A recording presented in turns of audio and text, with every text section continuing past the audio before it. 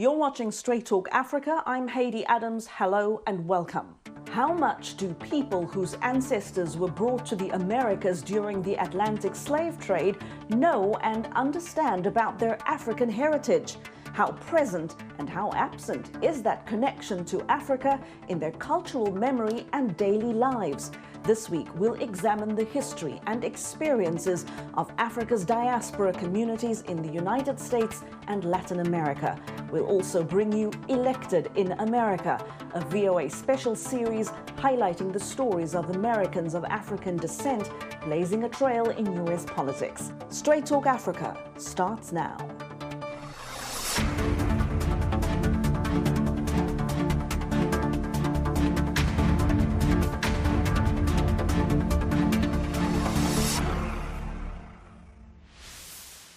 $140 million. According to the World Bank, that's about the number of people living worldwide in the African diaspora today. That means 140 million different stories and connections to Africa, spanning centuries, generations, and dozens of countries around the world. And while some in today's diaspora were born in African countries, millions around the world were not. Colonialism and slavery have made it hard for some to learn about their African roots and ancestry. Important information and stories about their lineage and heritage were not documented and, for the most part, cannot be found in history books. And that's part of what we'll explore today. But we begin with the gripping story of a group of mixed-race women who emigrated from Africa to Europe. They now live in Belgium and are suing that country for crimes against humanity over something very personal and very painful that happened during their childhood in present-day Democratic Republic of Congo, then known as Belgian Congo. And as Henry Ridgewell reports, the case comes as Belgium struggles to reconcile its brutal colonial past. Leah Tavares Mujinga was born in the Belgian Congo, now the Democratic Republic of Congo, to a white Belgian father and a black Congolese mother. When she was 2 years old, while her father was away, Belgian colonial officials snatched her from her home. Speaking last year, Mujinga described what happened.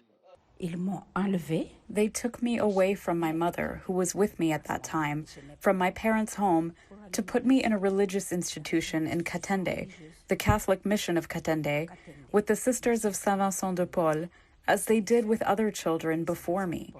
And my elder brother was also kidnapped a year before me. The state's actions were motivated by race. If a white man or a white woman marries a black man or a black woman, it was seen as a sin. So the child is considered as a child of prostitution. So that's what we were called, children of sin. Mujinga said she suffered from malnutrition and still bears the physical and mental scars. Thousands of children were taken away from their African mothers by Belgian authorities. After Congo gained independence in 1960, lawyers say they were abandoned. Mujinga is one of 5 women, now all in their 70s, who suffered that fate as children and are now suing the Belgian government. They are seeking compensation of $55,000 each, a relatively small amount because if they lose, the women will have to pay a percentage of that sum to the state.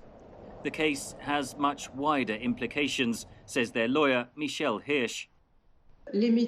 Those of mixed race were seen as a threat to the colony, a threat to the colonial system, and also a threat to the supremacy of the white race. And what Belgium, the Belgian state, put in place during colonization was a system to eliminate children. Lawyers say the Belgian state wanted to prevent interracial unions and make sure the so-called Métis children would not claim a link with Belgium in later life. Belgium officially apologized in 2019 for its role in abducting mixed-race children in its African colonies. But Hirsch says it doesn't go far enough. The system that was put in place by the Belgian state can be qualified as a crime against humanity because it was a systemic attack against a civilian population, children of mixed race, that is to say, for racial reasons. The Belgian state admitted the facts, but never compensated in any way.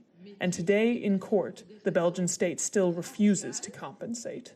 The civil court in Brussels is expected to deliver a verdict within 6 weeks.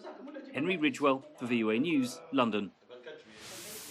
Now, in this week's show discussion, we're focusing on the countries where the African diaspora population first began, the Americas and the Caribbean. I invited 3 guests, one from the United States, one from Brazil, and another from Haiti. My guests are of African descent, but they were not born or raised in Africa. Their genetic link to the continent dates back centuries, when their ancestors were brought to the Americas as slaves. So what do they know and understand about that history and their connection to Africa? How present and how absent are those ties in their cultural memory and daily lives? Ladies and gentlemen, thank you for joining me. Now, we were born in different countries on different continents, but we all have 2 things in common. We all have African heritage and ancestry, and we all now live in and around Washington, D.C. Let's get a little more acquainted here with some introductions. Johanna Leblanc is a national security law and U.S. foreign policy expert, originally from the Caribbean nation of Haiti. But she spent most of her life here in the U.S. and has lived and worked on the African continent as well. Barbara Santos is my colleague here at the Voice of America. She's a multimedia journalist with VOA's Portuguese news service. She's originally from Brazil and, as she says, a proud Afro-Latina. And Calvin Dark is a proud North Carolinian. He says you can tell that from his accent. He's a global affairs analyst and the co-founder of RC Communications, and he writes about African-American history, including his own family's history here in the United States. A warm welcome to all 3 of you. And Calvin, I want to start with you. Do African Americans, and here we are talking about Americans whose ancestors were brought to America as slaves, do they feel a natural connection to the African continent? Is that connection very present in their daily lives? Can you help us understand it?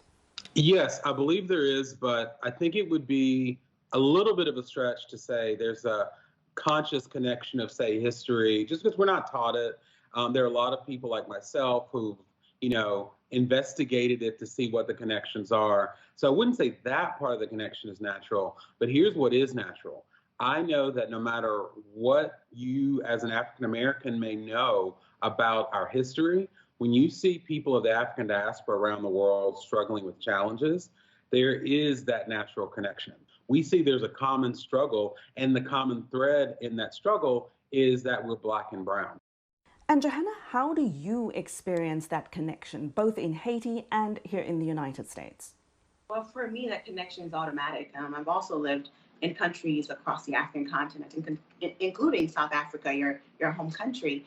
So for me, I see myself not just as a Black woman, but as an African woman, because like my co-panelist said, regardless of where you are from, whether you are right here in America or on the African continent or in the Caribbean or elsewhere, the struggles are the same. We're all fighting against the same systemic oppression. And the sooner that we realize that and the sooner that we unite, the sooner that we can actually make sustainable changes to ensure better economic opportunities for all of children of Africa. Well, now, of course, Johanna, you are well-traveled. Your work and education have taken you to many places in and outside of the United States and also across the African continent. But what is your sense of this connection and what it's like to Africa for ordinary people in Haiti, where about 95% of the country is of African descent? I would say probably not the older generation, because from the inception of the country, when you had the slave trade to the Republic of Haiti, you had a class system, right? You had the Africans, and at the bottom, and the indigenous people of the land were the Tainos at the time, and then you had the French. So that class system created a great deal of discrimination when it comes to Africans. So the older generation, not so much, but the younger generation understand, we connect to the culture, we connect to the continent. In fact, we have a song in my country where when we die, it pretty much says that we're going back to Guinea. Barbara, take us to Brazil, which was the last country, of course, in Latin America and the Western Hemisphere to abolish slavery. But what I found so fascinating is that in a recent census in that country, that showed the majority of Brazilians today identify as being of African or mixed African descent. How do those Brazilians then connect with and understand, the African part of their identity? Yes, I think that the Brazilian ties with Africa are really strong. Brazilian population is about 45% of the Brazilian population declares itself as Black or of mixed race. But Brazil also is a really complex society because we have the cases of colorism in Brazil because of the mixing of the population. So this racial identity in Brazil is also a complex issue because many light-skinned Black people, for example, they don't consider themselves as Black.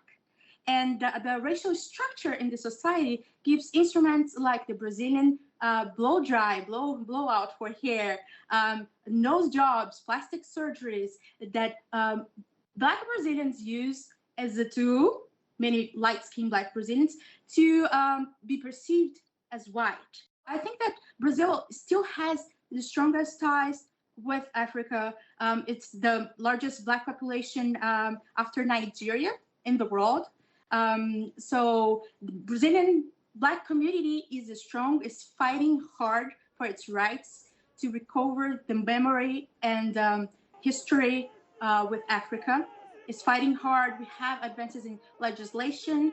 We have one of the most advanced laws against racism in the world. So we have two types of legislation. One is against racism, and there is the racial discrimination or injury that's against one person, that's insults against one person based on race, skin color, gender, and religion as well. And why would we say religion, for example? One of the strongest ties between Brazil and Africa are the Afro-Brazilian religions that today exist and are respected in the country, but many of those the people that practice this type of religion, they are persecuted by the population, and not only Black people, but Brazilians, white Brazilians that also descend of Africans that through generations got features that are more perceived as white, but cannot practice those religions because, well, it's not well seen in the country.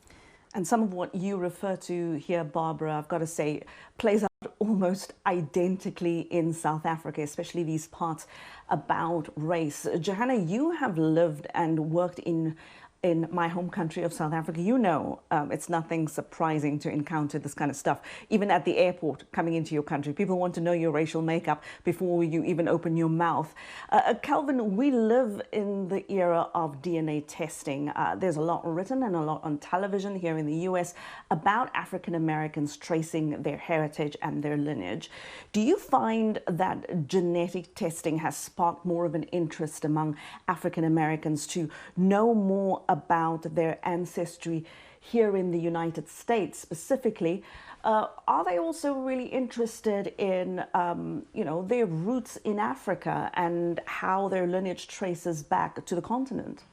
Yes, I think there's definitely a rise in that. And, as an example, like 2 weeks ago, I attended and presented at the African American Historical and Genealogical Society virtual conference, and they had hundreds of African Americans there. That's something that we wouldn't have seen, maybe 2 decades ago.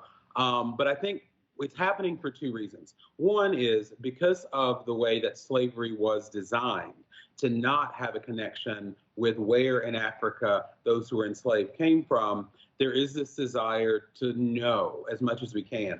And so through the DNA testing with the ethnicity variations, that is a step closer.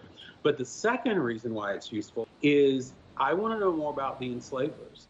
Because if I know more about the enslavers, I know where my ancestors came from. Because a lot of times in this country, as I think in every country that had slavery, the enslavers were also related. Because of the sexual exploitation. And, I'm even in a situation where during the DNA testing, I found connections with white people that I grew up with and knew all my life. And so talk about awkward conversations.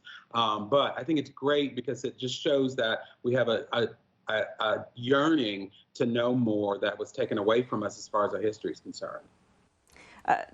Johanna, bouncing off what Calvin just said about DNA testing, do you find that there is a desire among Haitians to know more and do more to sort of actively seek out and celebrate their African roots or identity? Certainly.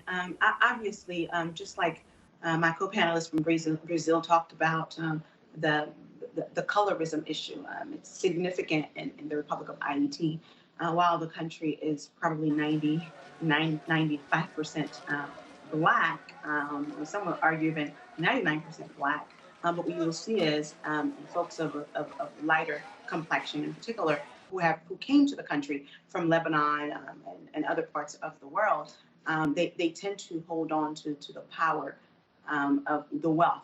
And I do think that those individuals usually don't look to Africa as a source of inspiration, don't connect to the African continent.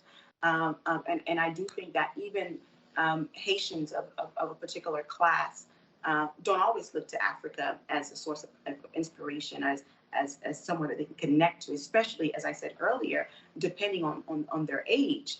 Now, if you have lived in Africa, you've lived in Haiti, you will see a lot of similarities in terms of our culture, what we eat, how we dress sometimes, the way we talk, our mannerism. And in fact, I will tell you this, as I walk down the streets of Accra, Joburg, Kumasi, Lagos, wherever I may have been across the African continent, I could see a direct reflection of myself, because at the end of the day, that's where we're from, whether one wants to acknowledge it or not. As a Haitian woman, I'm a proud African woman from West Africa. I would just like to comment on something that Calvin said about the project of extermination of our population. In Brazil, this process occurred in a way that was the whitening of the population. So by the rape of African women, by the abuse of African families, the project was to whitening that population.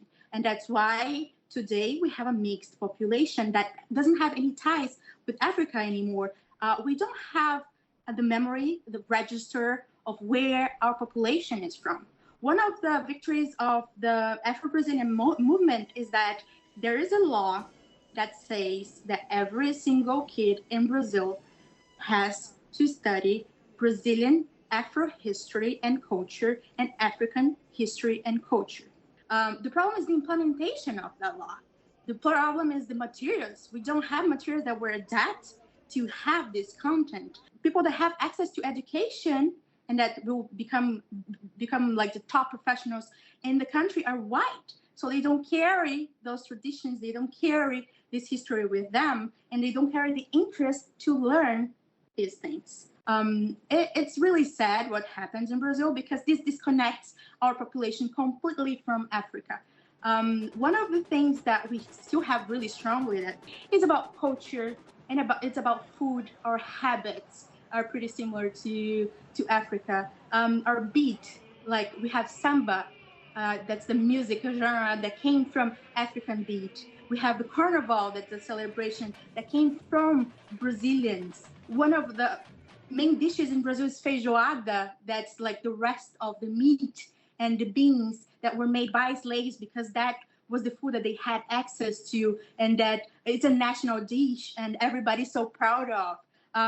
This connection with Africa itself, nowadays, I think it's getting stronger day by day by the victories of the movements, Afro-Brazilian movements. They are fighting to have Africa perceived in a different way, because that image of the poverty, hunger in Africa, it still exists in Brazil.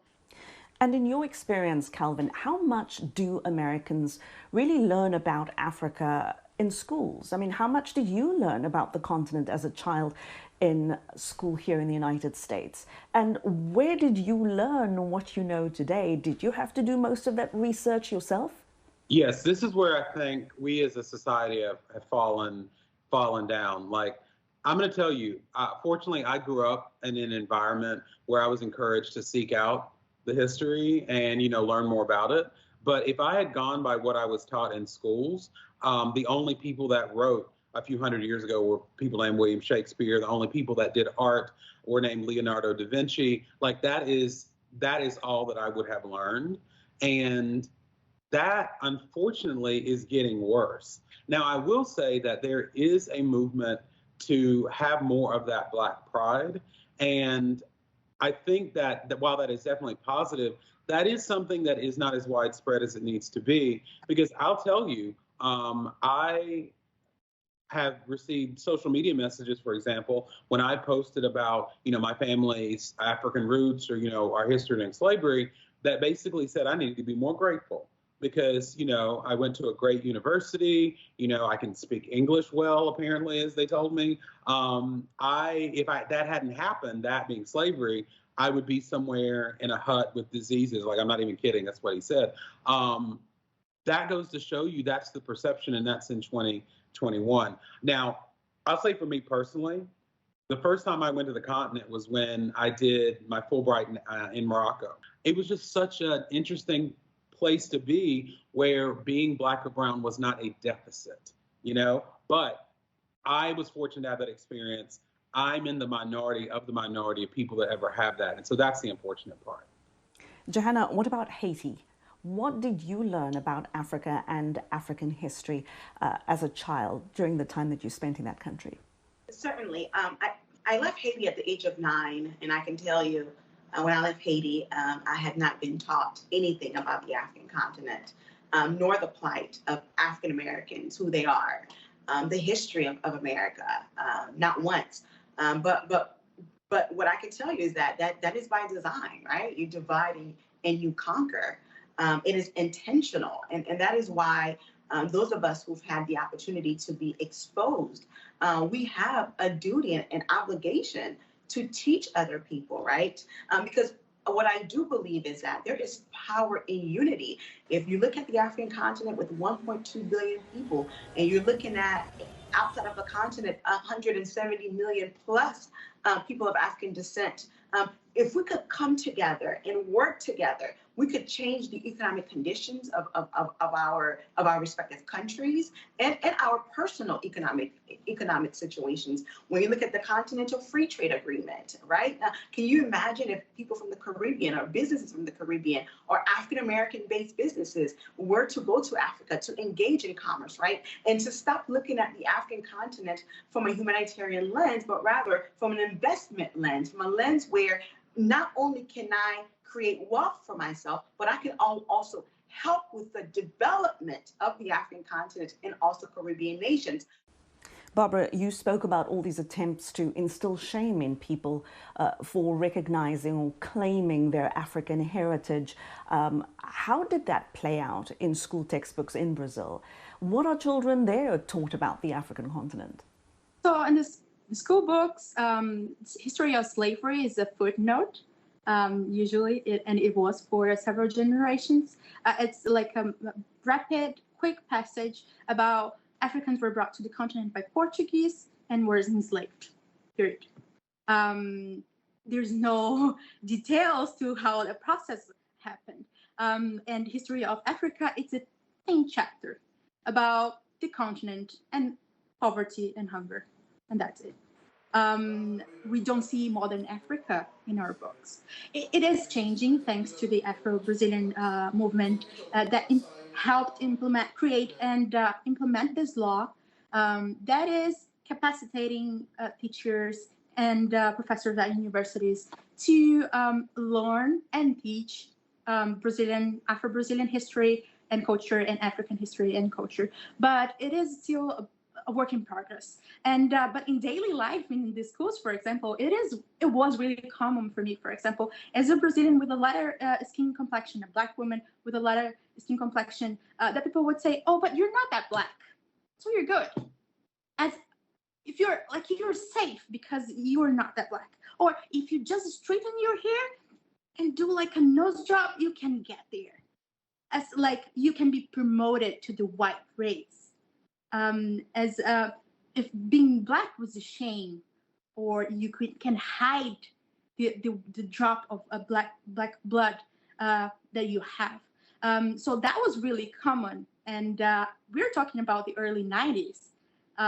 So it was really recent that kids were going through this traumatic experience of having to learn their racial identity and see themselves, but learn also that they should be afraid of who they are or ashamed of who they are.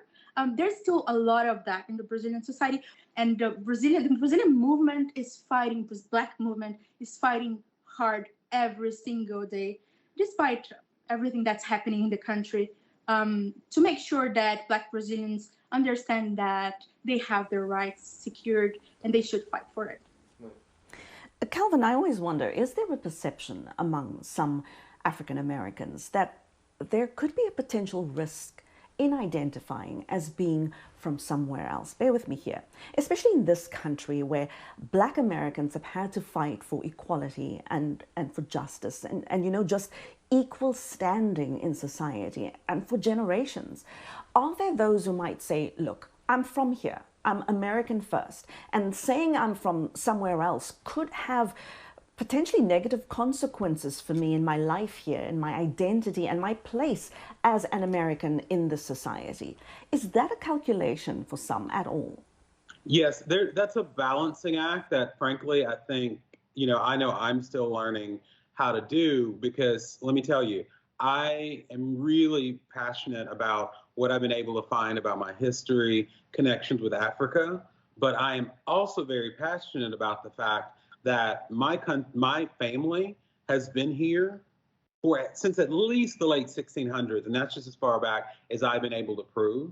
And let me tell you, it is so infuriating sometimes when we have people, particularly in our political discourse, who, you know, are white, and, you know, they talk about people that are Black and brown as immigrants, even people like me. And I want to be like, your family just got here, you know, if you want to compare them to mine. So there's like this duality of connecting with Africa, but also letting people know I am not just as American, but after the Native Americans, that's us, because we've been here for that long. And there is this sense of, you know, a lot of African Americans have issues with the hyphenated title, simply because it seems as if there's a forced connection with Africa, right? I understand that. That is why I do not mind when people call me Black. In some situations, I like to be called Black, especially when it reinforces that when it comes to being American, you're looking at it.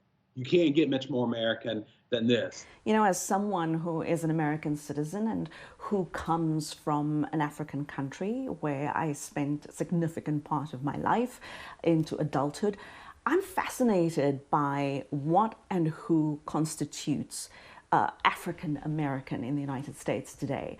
Johanna, you're from here, from this country, you're from Haiti, and beyond that, you also are from Africa. What is your sense of the relationship between those whose ancestors came to America during slavery and this wave of African diaspora, basically people whose families and forebears have come here in freedom? Now, I think this is a great question. Great question. But as an immigrant in this country, I can tell you, because of the lack of the teaching of the history of Black people in general here in American schools, and of course in schools in Haiti or across the African continent, there's always been this disconnect, right? And there's always, so for example, growing up in America, from Florida in particular, it was not a good thing to say you're from Haiti. You would get beat up after school by African Americans. We're called all sorts of names, go back to your country, and so forth. So as you get older, you realize that is from pure ignorance, right? And to be frank with you, I'll be honest for a second, there was a level of resentment from when it comes to African Americans because of the way that I was treated and the way that some of my friends were treated from other parts of the world. But thankfully, I attended a historically Black college, and I got to really understand the history of Black people in this country, as well as a better understanding of my history. Then I realized that it's all part of the plan. You divide and you conquer. And in fact, I gained an even better, greater appreciation for African Americans because but for their struggle, but for the liberation movement led by African Americans in this country, I myself, as a Haitian American woman, would not enjoy the freedoms and the opportunities that I enjoy today. Barbara, what do Brazilians make of the African American experience through slavery and the civil rights era to today? So in Brazil, there is this myth of the racial democracy, that because we're mixed, we're equal, we're of all colors. When actually Brazil is one of the most racist countries that exist. At the top of the hierarchy, social hierarchy, there are whites. And then at the bottom of it, the Black Brazilians. So in Brazil, we have the subtle racism, everyday racism that we see in acts, in the eyes, things that you not always can say because it's not vocal, but you feel it. Brazilians see the Americans as not as mixed as Brazil is, and Brazilians see in general the US as a really racist country. But Brazilians at the same time, they don't look at themselves to understand the racism that happens inside their own country. So it is a problem to the Brazilian population when we try to discuss those things, because it is really easy for a white Brazilian to say, well, but we're a mixed country, we are of all colors. But no, to explain the extent of this violence that we have to face every single day, that may not be obvious for somebody that's white and is not going to experience those things. But for every single Black person in Brazil, we know it. We may not even be able to point it, but the violence is so subtle and it happens so often that it's there. Johanna Leblanc, Barbara Santos and Kelvin Dark, we're going to have to leave it there, but what a fascinating conversation, some of which I am never going to forget, especially the parts about Brazil. That country is clearly on another level, levels that I did not even know about. But thank you so much, all of you, for joining me here on Straight Talk Africa. Great to have you. Here in the United States, Miami, Florida is home to Little Haiti, a tight-knit Haitian community. It is a vibrant, largely Creole-speaking neighborhood steeped in the rich and complex culture of America's Caribbean immigrants. And for every piece of Caribbean tradition you experience here, in the food, the dance, the art, and the clothing, the influence of this neighborhood's African heritage is also visible. Constantine Waltz visited that community for us and asked people there how connected they feel to the African continent.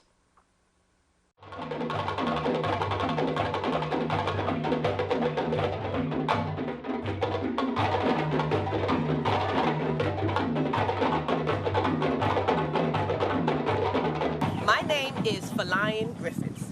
My family is from Trinidad and Tobago and Jamaica. Here in Miami, I stay connected to the African culture through dance, history, and culture of the African diaspora.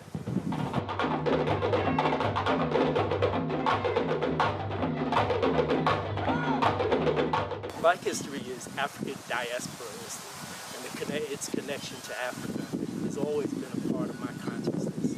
I've always felt a part of the, quote, diaspora of Africans.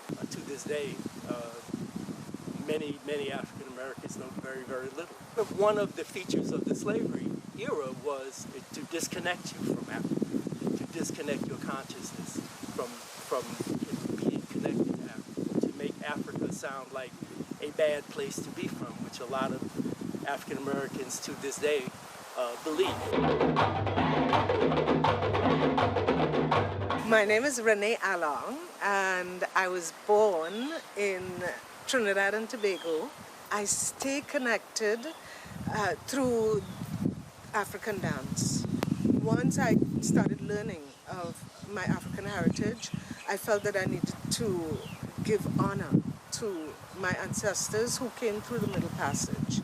Looking for information and finding out is a way of keeping them alive for me. You know, it's a very deep thing. It's spiritual and it's physical because, you know, I am the diaspora. And a big thank you to Constantine Waltz on the streets of Little Haiti in Miami, Florida for us.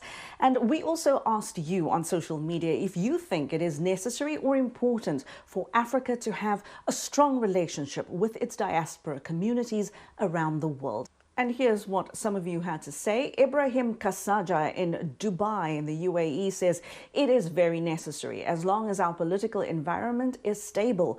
We need those people to come and invest in their motherland. The connection is truly necessary. James Frimpong in Ghana says reunification is paramount for the years of emotional and psychological separation. This will heal the spirit of Africa. The relationship will be beneficial both in Africa and the diaspora if knowledge, experience and skills are trusted and shared. Caleb Belode in Uganda says, we are brothers, but I am hesitant to build a relationship because most in the diaspora were indoctrinated and twisted to suit the Western narratives. Jerome Hannington in Romania says such communities will remind and teach children born in the diaspora about their culture and traditions in their home countries. They can also support their countries economically with both donations and skilled labor. Jamu Fabas in Uganda says, in African culture, your relationship to your family members and community is more important than your business or living abroad. Blood is thicker than water. Thank you so much for your comments. Really appreciate your input. We're going to take a short break, and when Straight Talk Africa returns, we'll bring you the inspiring stories of Americans of African descent blazing trails in U.S. politics. Stay with us. We'll be back in a moment. Health, wellness, sport, beauty, medical breakthroughs. Healthy Living cares about your well-being. What are the main health concerns in Africa and around the world? Find out the latest on coronavirus. Connect with our experts and ask them questions. How long does the virus stay? Join me, Linor Moudou, in Washington, every week on Healthy Living, right here on VOA.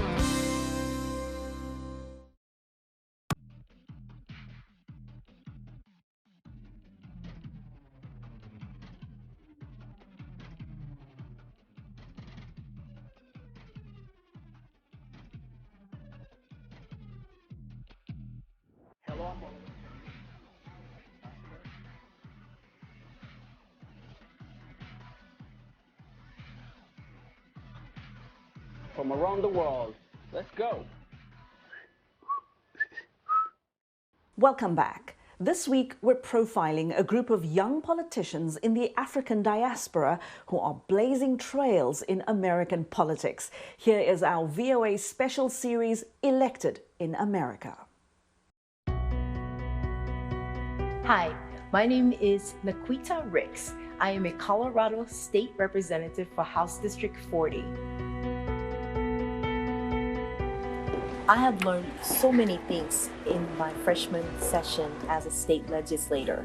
I have learned how to pass bills. I have learned, how to conduct myself in the committee of the whole. It's been a very fascinating place to learn about, the politics, how laws are passed, serving on the different committees, the Business and Labor Committee, also the Public Health and Behavior Committee that I served on. We responded to so many earlier this year when the unemployment issue was going on, but now we're getting the results, so that's a good thing. Hearing about Colorado's problems and coming up with solutions to fix it through these bills has been just so rewarding for us.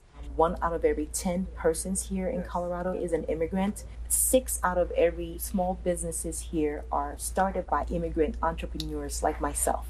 The state of Colorado, the House of Representatives convened in the 73rd General Assembly hereby extends sincere tribute to the immigrants and immigrants' descended families of Colorado in honor of National Immigrant Heritage Month.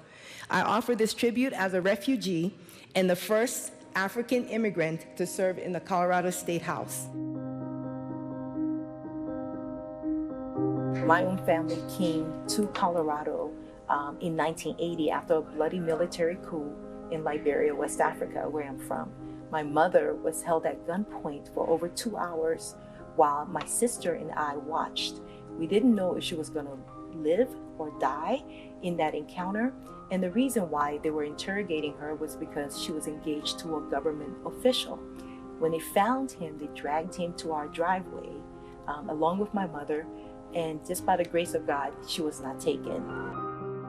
After a few days, they had rounded up all 13 ministers of the government, and they tied them and shot them by firing squad. Within a couple months of that occurrence, we were able to come to the United States. Eventually got here to Aurora, where I live today. Thank you, Representative Briggs. And so to stand there in the State House and be representing my district, that moment was just really striking for me, and it was just a lot to process. But I think that's what we talk about when we say that we talk about American dream. I think people come from all over the world, escaping famine, war, political unrest, like we did, and they come to seek a better life. And I've been so fortunate to be blessed here in Colorado, not only representing my district, but to start my own business, to raise my daughter, and to be able to contribute to others within my community is a true joy. So this is Aurora Central High School. This is where I spent 4 years, and coming to America, leaving all my friends in Liberia, and now having to make new friends. This school is predominantly immigrant, because there's so many people here that are from many different countries. I mean, it's a very, very diverse school. It's one of the most diverse ones within the Aurora Public Schools. I remember walking in snow my first time. Oh God. We were walking to school and I kept slipping and my friends kept laughing at me. It was just silly, but I didn't have, snow feet at the time. This is my neighborhood that I grew up in. We lived here for about a year before we moved down the street on East Colfax and Joliet. My mom had to work so much harder to do everything and start all over. And within 10 years of coming, she died from cancer. So, and my sister and I didn't have a mom, and my father died shortly. So we've gone through a whole lot of stuff, and I try not to dwell there, but I know that they put enough in us to try to make a difference and to go after your dreams. I think we should always dream, always reach for something, always have something that you're going to.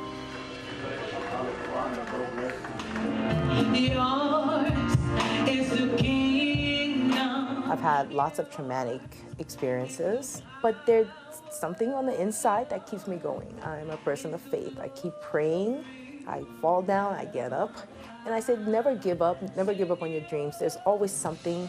Tomorrow's another day, and the sun will come out. Don't give up on your dreams, ever.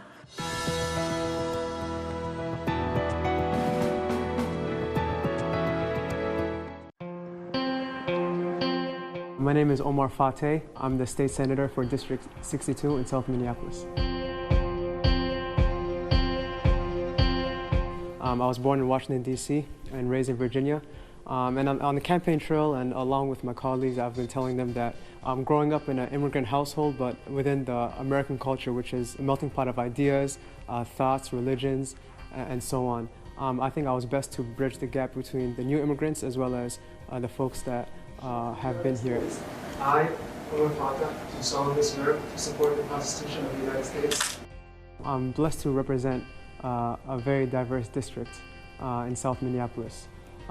It's a lot of working class folks. These are folks that have been really hit really hard this past year with the George Floyd murder, the uprising that followed, but as well as COVID-19, which impacted all of us.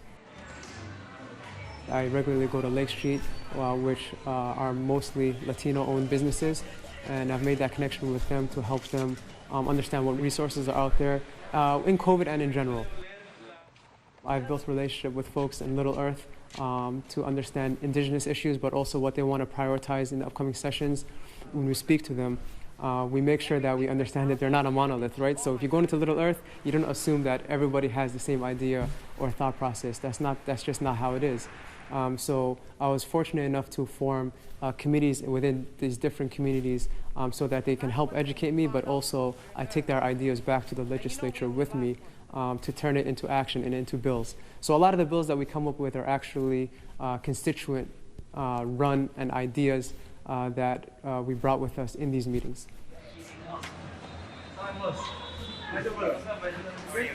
So we're here at Carmel Mall, located in South Minneapolis. There are two Somali malls here in South Minneapolis, both in my district. This is one of the areas that was hit hardest by COVID-19. For the first few months during the pandemic, people really struggled. We had businesses here shut down, but they rebounded. They came back. We had the customers continue to come and support these locally owned, immigrant-owned businesses, and they continue to thrive. So they really bounced back from COVID-19. We have a lot of business owners that are immigrant-owned businesses, specifically within the daycares, child daycares and adult daycares, home care owners, group home owners, and folks that have struggled with the administrative side of the Department of Human Services. One of the things I try to do is bridge the gap between the immigrant community, but also their government, the commissioners, assistant commissioners. I've had meetings with the departments as well as the business owners so that they can fully understand any policy changes that are coming up. For example, if they've had any issues with their businesses, they can better understand how to function and organize. But also bringing the businesses together so that they get to know one another as well, so that when they're interacting with government, they're united as one voice rather than individual businesses, and that has proven to be successful. This is George Floyd Square. It is a memorial, a remembrance for George Floyd and the murder that occurred a little over a year ago now. Folks are coming from all over to come pay their respects, look at the memorial, but also come to these black businesses that are over here, the coffee shops, the restaurants, the tea bars. We've seen a massive increase in crime following the murder of George Floyd.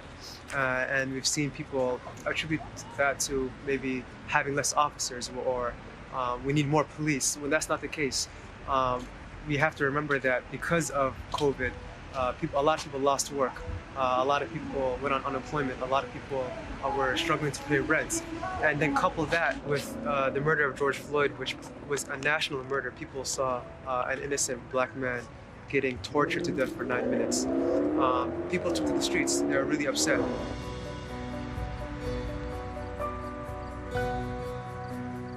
I represent the district in which George Floyd was murdered, and the uprising that followed really hurt a lot of folks, both the protesters but also business owners. I'm hoping to continue the good work that our office as well as our colleagues have done here.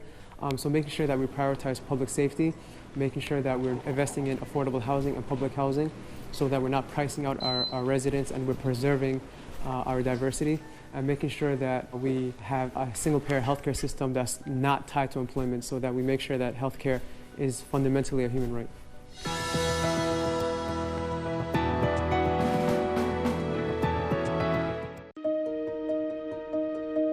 My name is State Representative Esther Agbaje. I represent House District 59B, which covers downtown Minneapolis and parts of North Minneapolis. It's a pretty vibrant district. It's got diversity in its economic classes, and it's got diversity in its ethnic groups and racial groups, and it's really just a fun place to live, and I'm really happy to be their representative. My parents came to the United States in the 1980s. They both immigrated from Nigeria, and they both actually came to Minnesota to attend the University of Minnesota, which is where they met. I have always had jobs that were in this space of helping people or ensuring that people had the resources they needed to do something better for themselves. So one thing that I was interested in was how do we help more people at once? Often that means going to a lever of government. So that was why I was always keen on the idea of running for office. The opportunity arose for the 2020 cycle, and I jumped at it. I was born and raised right here in Minnesota, and I am passionate about representing 59B because I want to build the most inclusive district in our state. Very big difference between campaigning and legislating. When you're campaigning, you're very full of ideas, and you're full of hope, and you're full of vision, which stays with you once you start legislating, but there becomes now. In Minnesota, we have a total of 201 legislators between our House of Representatives and our Senate. And so you are just one of 200 other people that you have to convince to be able to bring your idea and your constituents' ideas into fruition to create policy and change. So there's much more negotiating once you become a legislator. The member from Hennepin, Representative Agbaje. Thank you, Madam Speaker and members. This pandemic has exacerbated the problems that we have in housing. And this bill, though not everything we want, will mitigate kind of the worst of those problems, particularly for people who have lost their jobs and cannot afford the rent. A lot of people talk about the pandemic, saying the pandemic showed the inequalities and inequities in our society. All the pandemic did was just shine a brighter light on them. We have been dealing with a housing crisis in Minnesota for years. And that is one of the things that I actually want the state of Minnesota to be bold and step forward on how do we provide dignified, adequate housing for all members of our society. Well, I think about all the work you've done on housing in particular. Just being able to see it all the way through from the perspective you have is so valuable. Because without that, we're not going to get the solutions that people actually need. You know, me and a couple of other legislators have released statements that have gone against the grain of the traditional DFL leadership. And I don't think that's a bad thing. I think we need all of those perspectives so that way we're getting a real sense of what real people are dealing with. And so I think as we get more people who are, you know, people-oriented, justice-focused, I think that that means we can do a lot more better work for the state of Minnesota.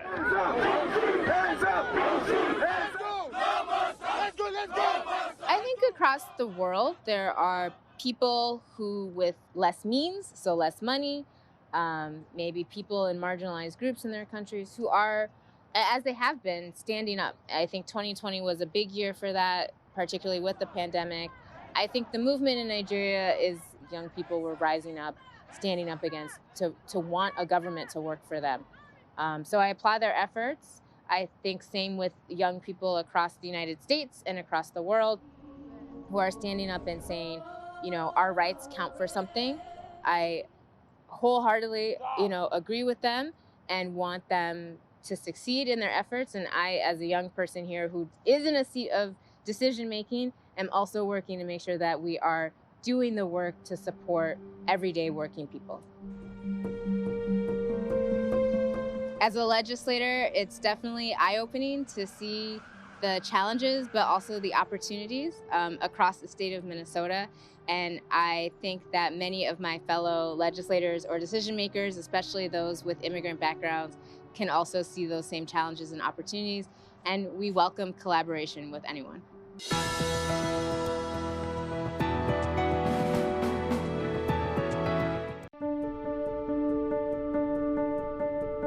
My name is Sambo Balde. I'm the first Gambian American elected to Wisconsin State Legislature. I came to Wisconsin almost about 21 years ago. It was December of '99 was when I immigrated basically to the United States. I would call Madison my home all my American life. I've lived here. I seek political office in Madison for many reasons, from race relations to just services that usually local government would provide to their constituent and was not happening. Housing for communities of color particularly was very bad. Wisconsin ranks, I think, worst or second worst in the whole of this country. So those statistics and some of the inequalities was really what triggered me to consider running for office. It was in 2020 that this opportunity came for me to run for state assembly. And I think diversity and my record at the city council really spoke to my community as to whether or not I can serve them well at the state level. Generally, the way I reach out to my community is I do have coffee out there in the community, what I would call listening sessions for my constituent members. And, you know, in many cases, in fact, it's people who do not look like me in terms of skin color who comes to this meeting and express their concerns and things like that, or issues that they are faced with. What is it that you are challenged with? What is it that you would like to see me go after before my time ends or my mandate with you ends. My son is 10. He has ADHD, a sensory processing disorder, a mood and adjustment disorder, and what's called disruptive mood dysregulation disorder. I have been the biggest advocate for him, but I have had the hardest time finding resources. Yeah, absolutely. Probably arrange more meetings with you and maybe. And so those interactions has been very, very good. You know, when I was elected, I was the first Muslim ever to be elected at the city council, the first African immigrant to be in the council. But by the time I left, we have 2 Muslims to be elected, one of them a female. I think I measure my success through giving access to my community, but also at least having some of my community members be part of city and local government. Thank you to all of you for being here. Thank you also for believing in me and supporting me and voting for me and just being part of my life journey. I'm very appreciative of all that. What we would do after every elections, all the elections that I've run, is to organize kind of a thank you get-together for our community members, but for my district, but also the immigrant community, particularly to stop by and socialize so I can hear from them, but also say thank you to all of them.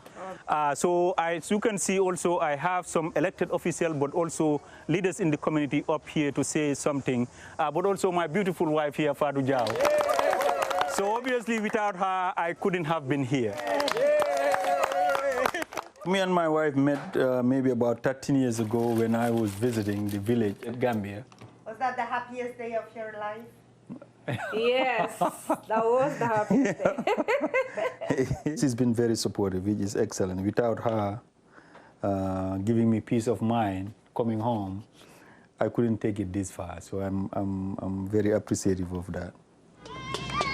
I just visited Gambia. Part of that visit was to visit family members. Assalamu alaikum. So I traveled to the village where I grew up, Choya. As part of that visit, obviously, it was a traditional welcome. They met, with us, the entourage, I would call it. And then we're drumming and dancing and just, welcome home and things like that. And so the highlight of my trip, obviously, is my mom and the family that I met.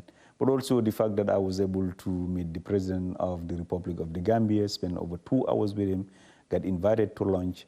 To me, that is very special and humbling, but something that I'll remember for a very long time. But also seeing, many of the now grown up that I started school with who never wanted to go to school. I personally forced my way into school to see them where they are now and just to chat about our childhood and how I took a different path from what they were interested in. Was really also another reminder of how every encounter you can count towards the person you end up being in life.